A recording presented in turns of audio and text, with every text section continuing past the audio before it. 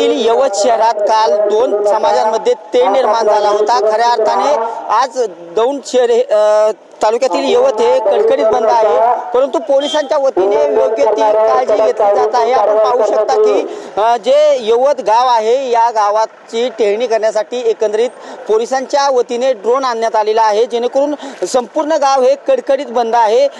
साहजिकच जमावबंदीचा आदेश देखील काढण्यात आलेला आहे। 5 पेक्षा जास्त नागरिकांना येथे एकत्र येता येणार नाही, त्यामुळे मोठी काळजी पोलिसांकडून घेतलेली दिसत आहे। आपण पाहू शकता की सद्यस्थितीत जे यवत गाव आहे या यवत गावाच्या मुख्य बाजारपेठेमध्ये पोलिसांच्या वतीने ड्रोनद्वारे टेहळणी करण्यात येत आहे आणि जी संपूर्ण माहिती एकत्रित करण्याचं काम पोलिसांकडून आज करण्यात येत आहे। एकंदरीतच पोलिसांकडून अशी देखील माहिती मिळत आहे की डॉग पथक असेल किंवा ड्रोनद्वारे नजर राखण्याचं काम असेल, हे अनेक पोलिसांच्या वतीने सद्यस्थितीत यवत गावामध्ये सुरक्षेच्या दृष्टीने हे काम चालू आहे। एकंदरीतच आज दौंड तालुक्यातील यवत येथील शाळांना देखील सुट्टी आहे।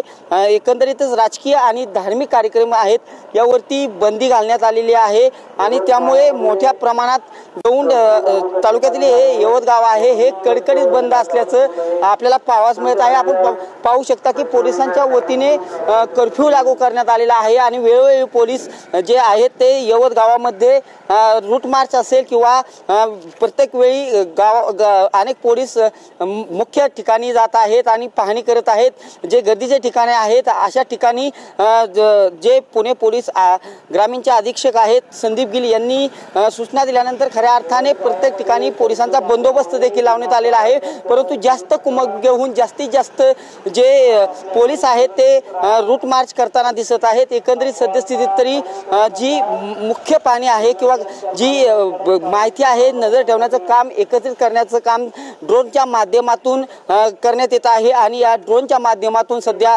यवतमध्ये जी माहिती गोळा करण्याचं काम चालू आहे, परंतु सद्यस्थितीत तरी जे दौंड तालुक्यातील यवत जे गाव आहे येथे सद्यस्थितीत कडकडीत बंद आहे, कर्फ्यू लागू आहे, जमावबंदीचा आदेश देखील देण्यात आलेला आहे। 5 पेक्षा जास्त नागरिकांना एकत्र न येण्याचा आदेश देखील काढण्यात आलेला आहे आणि सद्यस्थितीत जी माहिती गोळा करण्याचं काम ड्रोन माध्यमातून चालू आहे। आपण पाहू शकता की सद्यस्थितीत हे काम पोलिसांच्या मार्फत प्रगतीपथावर चालू असल्याचं दिसून येते। विशाल नागपुरेसह मी दीपक कापरे, TV9 मराठी, यवत।